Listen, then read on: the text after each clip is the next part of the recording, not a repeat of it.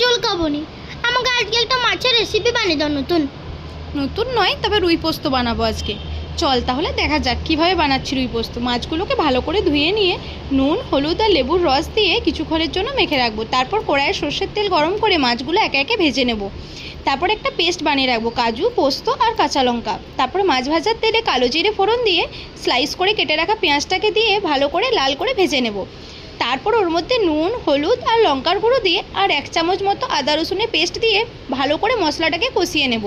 তারপর 2টো টমেটো কেটে ওর মধ্যে দিয়ে দেবো, বড় হলে একটাই দিতে পারো। মশলাটা ভালো করে কষানো হয়ে গেলে তার মধ্যে ওই যে পেস্ট বানিয়ে রেখেছিলাম কাজু পোস্তর, সেই পেস্টটাকে দিয়ে আবারও ভালো করে মশলাটাকে কষিয়ে নেব।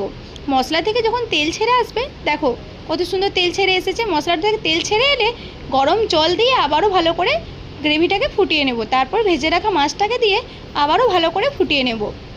তারপর কিছুটা কোচানো কাঁচা লঙ্কা দিয়ে আবারও ভালো করে ফুটিয়ে নেওয়ার পরে কিছুটা স্বাদ মতো চিনি দেব। তারপর ধনেপাতা দিয়ে আবারও গ্রেভিটাকে ফুটিয়ে নেব। তারপর ফোটানো হয়ে গেলে নামিয়ে দেব। খুব ভালো লাগে গরম ভাতের সাথে, আর খুব তাড়াতাড়ি হয়ে যায়। পুচু চল খাবি চল। খুব ভালো লাগছে মা, আমার তো